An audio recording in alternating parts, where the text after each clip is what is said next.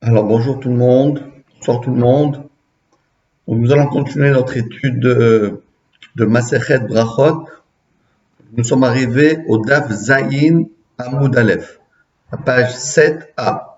Et nous sommes au début de ce Amoud, de ce Daf Zayin. Et on avait vu la dernière fois, donc ce nous avait appris Rabbi Yochanan au nom de Rabbi Yossi Kadosh Baruch Hu, il fait lui-même la tefila. Et aujourd'hui, nous allons apprendre un autre enseignement de Rabbi Yochanan au nom de Rabbi Yossi.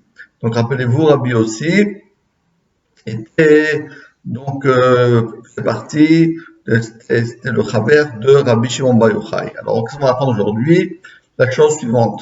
Ve'amar Rabbi Yochanan mishum Rabbi Yossi. Et Rabbi Yochanan dit au nom de son maître Rabbi Yossi, Minaïn, d'où sait-on? She'en meratzim lo le'adam beshad kaso. On ne doit pas essayer de calmer une personne beshad kaso lorsqu'il est en colère. On laisse la colère descendre un cran et à ce moment-là, on essaye d'être mépayes auto de le calmer. D'où est-ce qu'on voit ça? C'est incroyable qu'on voit ça, on va apprendre ça de Hachem. Car il est écrit dans le verset, dans Shemot, le chapitre 33, le verset 14, Pana Yelechu ve'anichotila. Rappelez-vous, lorsque les bénis Israël ont fait la faute du veau d'or, alors Hachem il a dit, Vayomer, Pana Yelechu ve'anichotila. Pana, c'est-à-dire ma face de colère va partir, et à ce moment-là, ve'anichotila, et à ce moment-là, je vais pardonner, entre guillemets, la faute des bénis Israël. Et c'est que ce que la Gemara explique, Amarlo, Akadosh, Baruchu, le Moshe, Amtenli. Attends un instant. Achi avor panim shazam. Je crois que ma phase de colère disparaît. Vaniach lecha. Et à ce moment-là, j'accepterai ta requête. Et donc on voit que même Akadosh Baruchu, il faut pas aller, lorsque quelqu'un est trop en colère, il n'écoutera jamais tout ce qu'on veut, et c'est le message qu'on veut lui donner. Donc il faut attendre qu'il se calme, et à ce moment-là, on lui explique que c'était pas bien ce qu'il a fait. La Gemara demande, est-ce qu'il y a une colère? Donc, est-ce que ça existe chez lui, la colère, et le contraire de la colère? Est-ce qu'il est calme, il est en colère? Ça existe? Elle m'a dit, oui, ça existe. Ah bon? Parce qu'il y a une braïta qui dit sur le verset dans Tehillim, chapitre 7, Pasuk 12, Ve'el zohem bechol yom. Elle, c'est Hachem. Hachem, zohem, se met en colère, sa âme, c'est la colère, bechol yom, tous les jours. Ah bon? Ve'kama zamo. Alors, combien de temps il se met en colère? Rega. Il se met en colère un instant. Ve'kama rega. C'est quoi un instant? Et écoutez bien que la Gemara est très, très, très précise. C'est quelque chose d'incroyable comment on sait ces choses-là. La Gemara dit, Echad, mechameshet ribo. ושמונת אלפים, ושמונה מאות, ושמונה בשעה, וזה היא רגע. Donc dans les mots, אחת, מחמשת ריבו, de 50 000, ושמונה מאות, de 8 000, ושמונת אלפים, de 8 000, ושמונה מאות, et de 800, ושמונים, et de 80, ושמונה, et de 8. Donc ça fait en tout combien? 58 888. Un bon chiffre. 58 888 de quoi? De l'heure. Donc on va prendre une heure de 60 minutes et on va partager en 58 888. Et ça, c'est le moment où Hachem se met en colère. Donc toute la journée, Hachem se met en colère pendant cet instant-là. Et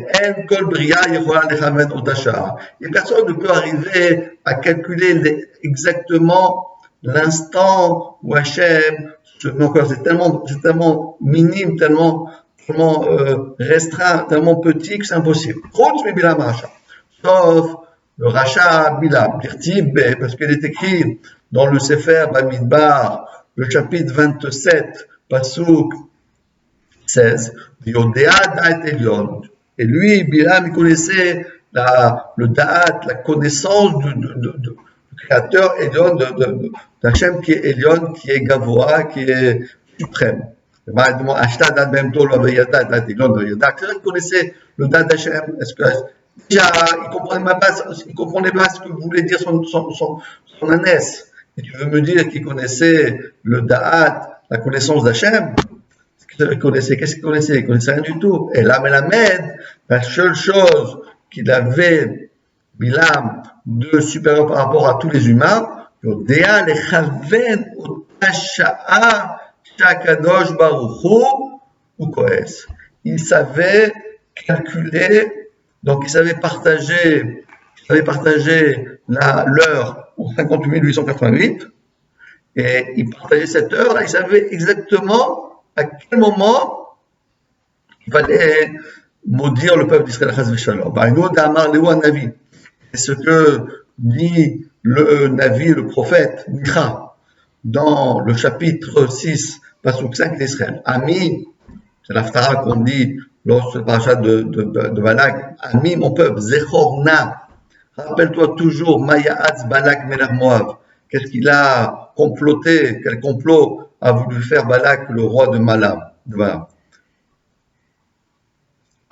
Et qu'est-ce que, et la suite c'est quoi? Et Ma'an, Tkot, Dat Hashem. Qu'est-ce qu'il y a écrit? Uma ana oto bila ben beom lashiti v'agel. Galeman dat Tkot Hashem, afin que tu puisses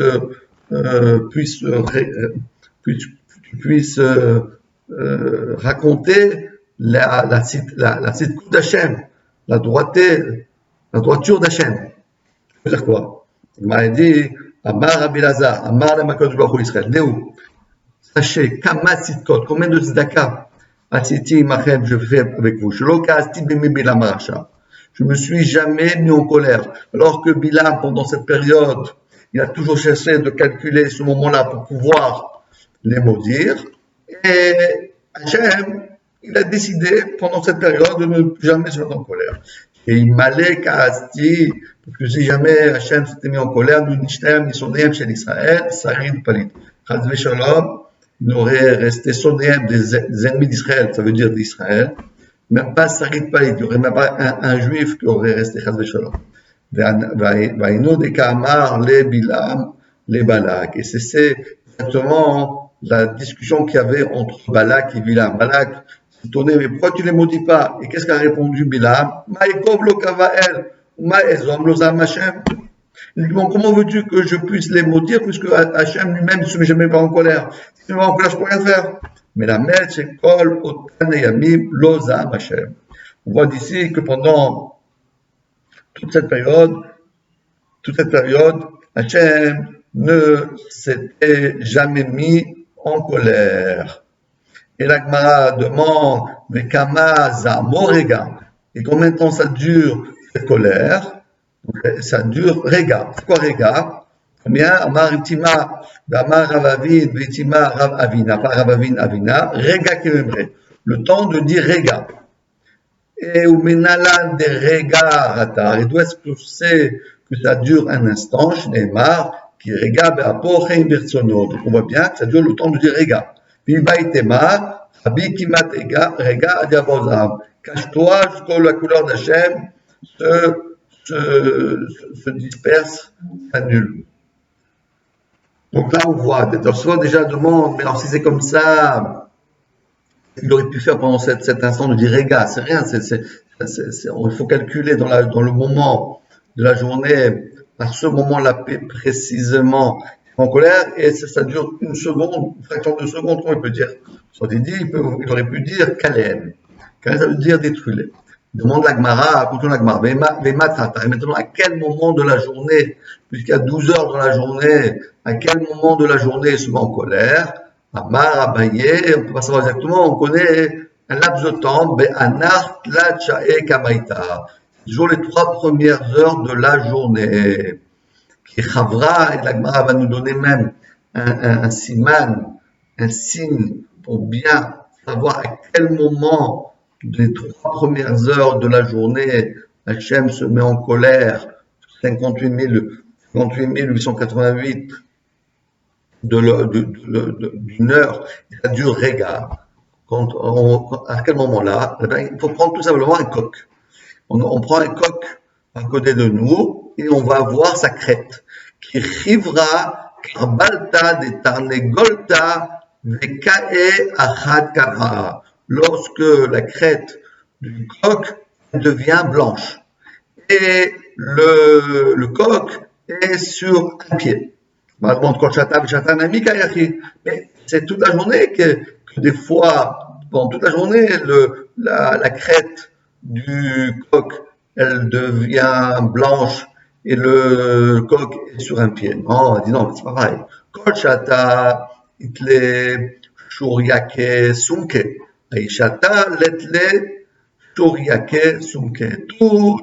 Pendant toute la journée, soit le coq est sur une patte et sa crête devient blanche. Mais on voit les veines rouges, alors que pendant les 3 premières heures de la journée, il y a un moment où toute la crête devient blanche et il n'y a pas de veine qui reste rouge. À ce moment-là, c'est le moment que Hachem se met en colère. Et regardez bien comment une histoire incroyable que la Gemara raconte. Il y avait une fois à Outzduki, Dabe, Béché, Vevouté, Rabbi Yosha ben Levi. Une fois, un Tzduki, c'était quelqu'un qui ne reconnaissait pas la Torah écrite, on ne connaissait pas la Torah orale, rien que la Torah écrite, il transformait les lois de la Torah, ce qu'on appelle les Tzduki.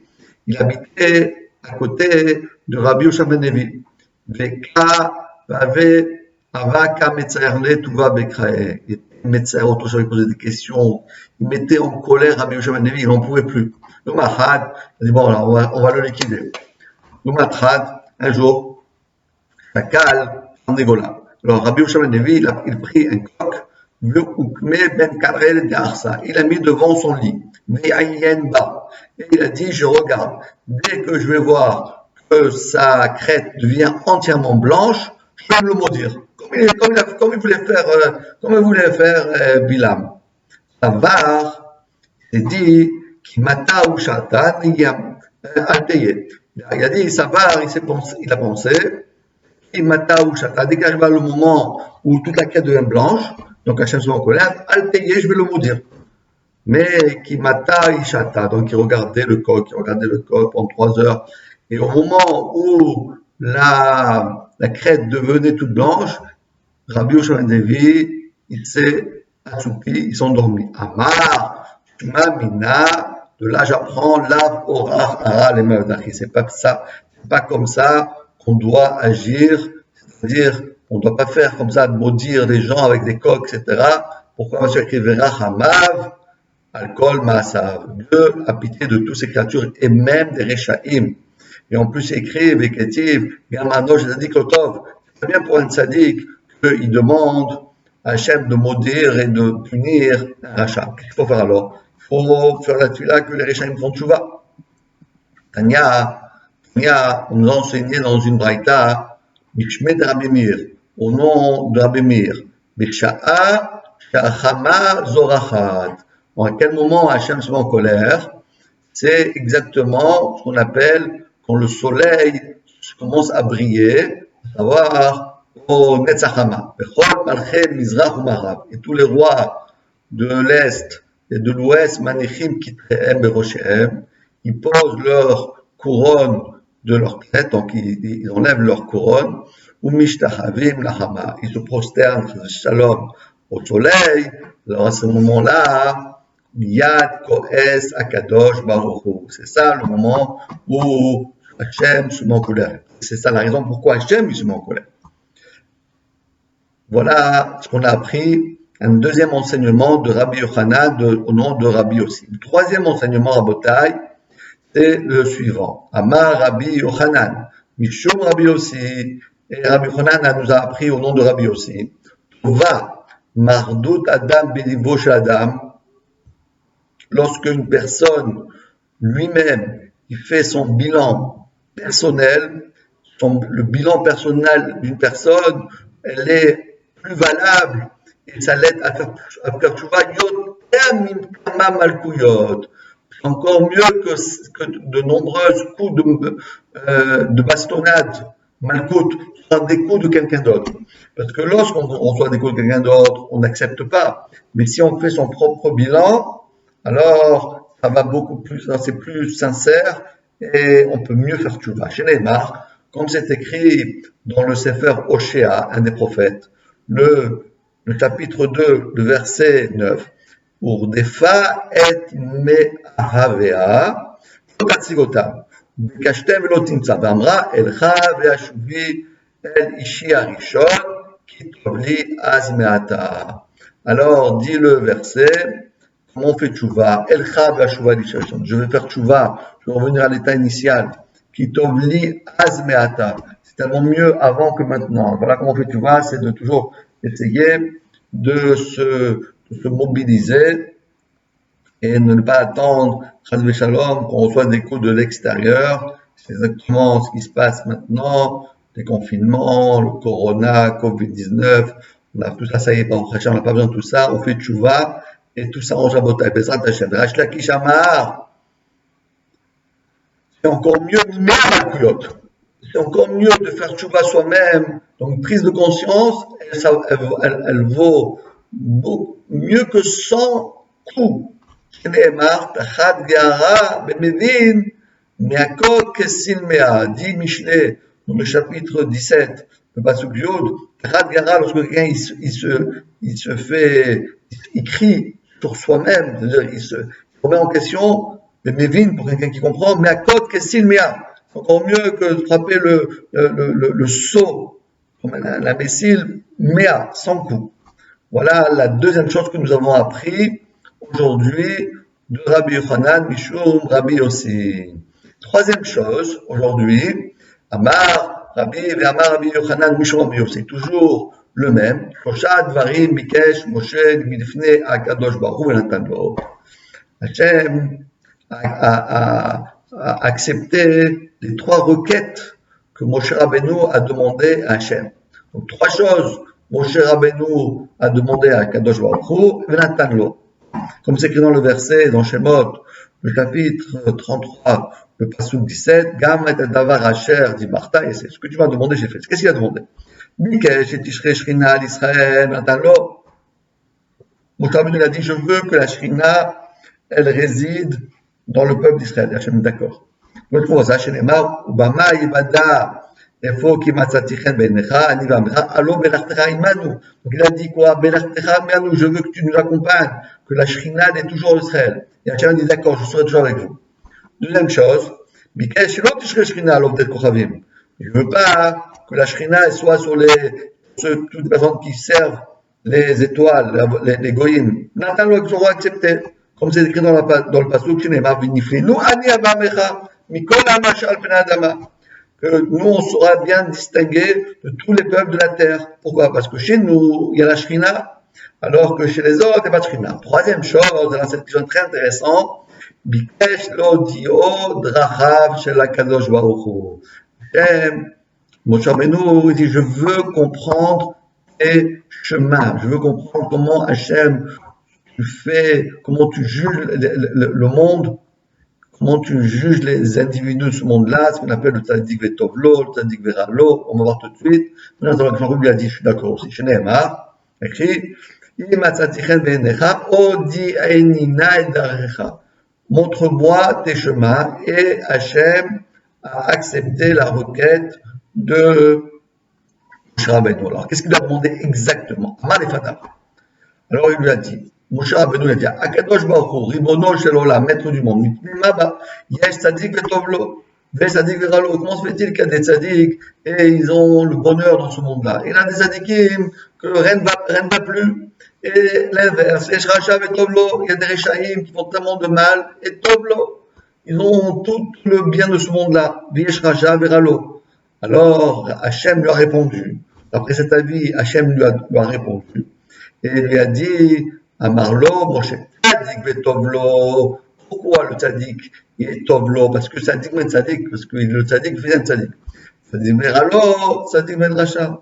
Parce que malheureusement, c'est un tzaddik, mais il a fait, son père c'était un rachat, donc c'est pour ça qu'il ne peut pas avoir aussi dans ce monde-là, tous les tovot, tout ce qui se passe dans ce monde-là. Par exemple, Eni, ah bon, tu veux dire que parce que son père il était un rachat, alors ce tzaddik, alors qu'il était un super tzaddik, il mérite de ne pas avoir de bonheur dans ce monde-là. Vaketiv, Poked, Avod, Albanim, Vaketiv, Ubanim, L'Oyum Talbanot. D'un côté, on voit dans les 10 commandements que Poked, Avod, Albanim, que les enfants, ils sont punis à cause de leurs parents. Et dans un autre verset, écrit Ubanim, L'Oyum Talbanot. Les enfants ne vont pas être punis. Alors, comment on répond à cette contradiction? On connaît la réponse. Raminan Kreadade, on pose la question. Meshaninan, on a toujours répondu Lokashia. Ah, Keshe Ochazim Maase Avotem Bedehem. Veha, She'en Ochazim Maase Avotem Bedehem. C'est-à-dire quoi? C'est bon. Si les enfants, ils font la même chose que les parents, alors Hachem, non seulement il donne la punition aux enfants pour leur propre avérote, mais il leur fait payer aussi les avots de leur père. Mais si, mais si l'enfant, il a abandonné les mauvais chemins de son père, alors Hachem ne fait pas payer les avérotes du père pour les enfants. Donc, qu'est-ce que ça veut dire que Tzadik Veralo, parce que le père, il était rachat. Non, mais s'il était rachat, c'est pas pour ça que le tzaddik, il doit payer les fautes de son père, parce qu'on a dit que s'il fait pas la même chose que son père, qui était un rachat, alors Hachem ne compte pas ça. Donc, c'est pas une bonne réponse. Et là, avec Amarlé, il lui dit, bon, l'explication, c'est pas ça l'explication. L'explication est la suivante. Tzadik Vetovlo, Tzadik Amour. Tzadik Veralo, Tzadik Amour. Il faut croire que dans les tzaddik, il y a plusieurs madrigotes. Des fois, c'est un super tzaddik, mais il avait une petite avéra. Cette petite avéra, c'est pour cela qu'il a ralo. Il lui arrive des choses pareilles. Mais si les tzaddik, c'est sûr qu'il lui arrivera que du bonheur dans le monde et dans le monde futur. Racha Vetovlo. Pourquoi? Parce que peut-être c'est un racha, mais il a fait peut-être une petite mitzvah. Donc, c'est pour cela. C'est un racha Vetovlo. Et le racha veralo, racha gamour. Donc, ça, c'est l'explication qu'a donné Rabbi aussi. Mais le Chaver de Rabbi aussi, c'est Rabbi Meir. Lui, il pense que Hachem ne lui a pas dévoilé pourquoi il y a des tzaddik veralo, il y a des tzaddik vetovlo, il y a des rachas vetovlo, des rachas veralo. Ça, c'est quelque chose à dire, je ne peux pas te dire. Il dit la Gemara, Damar Rabbi Meir, Shtaim natulo, Achat natulo. Les deux premières, c'est-à-dire que la Shrina, elle arrive sur le peuple d'Israël, elle n'arrive pas chez les Goïms, ça Hachem a accepté. Mais la troisième, explique-moi pourquoi cela se passe comme ça. Ça, il ne lui a pas donné comme explication. Chez Neymar, comme il écrit, Vechanoti et Asher Achon, Vechamti, Asher Achem, c'est-à-dire quoi? Vechanoti et Asher Achon, je pardonnais à celui que je veux pardonner. Après, je ne ragoute. Même si en vérité, il ne mérite pas, Hachem, il dit, voilà, je te pardonne. Donc on voit que Hachem n'a pas vraiment dévoilé la raison pour laquelle ces choses-là se passent dans ce monde-là. Botaï, incroyable que là on a deux explications de la Gemara, on va regarder Rabbi Meir et Rabbi aussi, pour savoir est-ce que Bémet Hachem a dévoilé les secrets de l'univers. Pourquoi il y a des tzaddik vetovlo, des tzaddik veralo, et pourquoi des rachas vetovlo, mais des rachas veralo. Deux explications. Un, d'expliquer ça dépend si c'est tzaddik gamo ou pas tzaddik gamo. D'après l'autre, on ne sait pas. On ne sait pas pourquoi. C'est un des secrets de l'univers et personne ne pourra le savoir jusqu'à la fin des temps. Voilà ce que la Gemara dit à ce niveau. Tanya, on nous a enseigné Mishmeh de Rabbi Yoshua ben Kocha, car Amar Akadosh Baruch Hu ou les Moshe. Voilà ce qu'a dit Akadosh Baruch Hu à Moshe. Kesheratiti. Juste un petit peu avant, là, j'ai oublié un mot. Le verset d'abord, on m'a expliqué le verset. L'autre tuchal lirot panay. Parce que, rappelez-vous, Moshe Rabbeinu a demandé de voir la face d'Hachem. Et Hachem lui a répondu, tu ne pourras pas voir ma face. Ça veut dire quoi? C'est ça qu'on est en train d'expliquer. Tana, Mishmeh de Rabbi Yoshua ben Kocha, Kamar lo Akadosh Baruch Hu Moshe. Au moment du séné, du buisson ardent, je te dis, viens me voir, l'oratita. Toi, t'as dit non. C'était Moshe de Panav, il s'est caché la face. Archav, il rotse. Maintenant que toi tu veux, je veux pas. Donc ça, c'est l'explication pourquoi Hachem a refusé de dévoiler sa face à Moshe Rabbeinu. Piga des Rabbi Shmuel ben Nachmani Amar Rabbi Yonatan. Pourquoi d'Amar Rabbi Shmuel ben Nachmani Amar Rabbi Yonatan Bischar Shalosh Zacha Shalosh, les Shalosh. Pour grâce à trois choses qu'a fait Moshe Rabbeinu, trois bonnes choses, trois bonnes actions qu'a fait Moshe Rabbeinu, il a été zoché à trois choses. Qu'est-ce qu'il a fait trois choses? Bisrar, parce que Moshe Rabbeinu s'est caché la face. Donc ici on voit quelque chose de bien de voir ce que ça s'appelle. Parce qu'on vient de dire auparavant, pourquoi tu t'es caché la face? Moi je voulais me dévoiler à toi. Mais d'après la deuxième explication, oui, Hachem va récompenser Moshe Rabbeinu de s'être caché la face. Reste à Moshe Pana, parce que tu t'es caché ta face. Zacha le kalster panim. Alors, à la fin des temps, lorsque Moshe Rabbeinu est descendu du Har Sinaï, il avait son visage qui était rayonnant. Bisra qui avait le fait qu'il avait peur de regarder Hachem. Hachem lui a donné le sroud, Vayirou, Migeshetala. Personne a eu peur, tout le monde a eu peur de s'approcher de Moshe Rabbeinu. Bisra, mais habite, parce que il n'a pas voulu voir au Séné Hachem, Zacha, Utmunat, Hachem, Yabit, il a vu le dos, il n'a pas vu la face d'Hachem, mais il a vu le dos d'Hachem. De cette manière, pour ça. Et qu'est-ce que ça veut dire? Agma termine vers sirotier de kapai, birati tachorai. Je vais enlever ma main et tu vas voir mon dos. Amar Rabbi Chana, Bar Bizna, Amar Rabbi Shimon Chassida. Mais la mède, c'est Akadosh Baruch Hu, c'est Akadosh Baruch Hu les Moshe Kesher Tfilin. Il va voir le dos, c'est-à-dire qu'il a vu le Kesher Tfilin, le dos des Tfilin de Hachem. Rappelez-vous, on avait appris que Hachem, il met les Tfilin, et ça, quand on a vu le dos, ça veut dire qu'il a vu le Kesher Tfilin. Et on termine ce Hamoud, Amar, toujours le même, Amar Rabbi Yochanan, Mishum Rabbi Yossi, toujours le même, Kol, Dibour, Dibour, Shiatsa, Kadosh Baruch Hu, Letova, Aflu Adnai, Lo Chazar Bo. Chaque fois que Hachem nous promet quelque chose, même si c'est à condition, jamais Hachem se rétracte, même si nous on ne fait pas les conditions. Minala, mais Moshe Rabbeinu, chez Neymar, parce que Moshe Rabbeinu, qui a accusé Moshe Rabbeinu, après la faute du veau d'or, Aref Mimeni, Vashmidem, Veseotra, le Goy Gadol, qu'il a promis, Hachem avait promis à Moshe Rabbeinu qu'il va multiplier sa descendance, un Goy Hatsum, si il détruit Israël.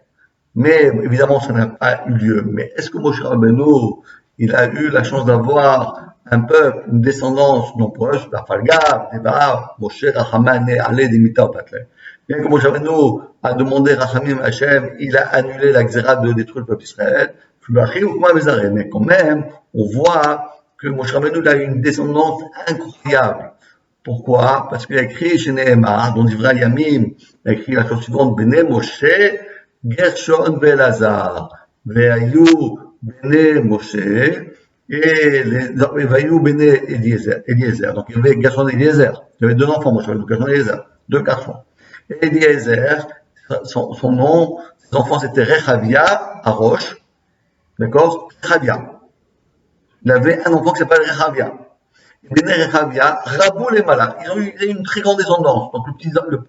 Donc, Eliezer, le fils de Moshe Rabbeinu, il a eu un enfant qui s'appelait Rechavia, d'accord? Et les enfants de Rechavia, c'était Rabou les Malach. Et qu'est-ce que ça veut dire Rabou les Malach? Tané Rabbi Yosef, les Malach Mishishim Ribo.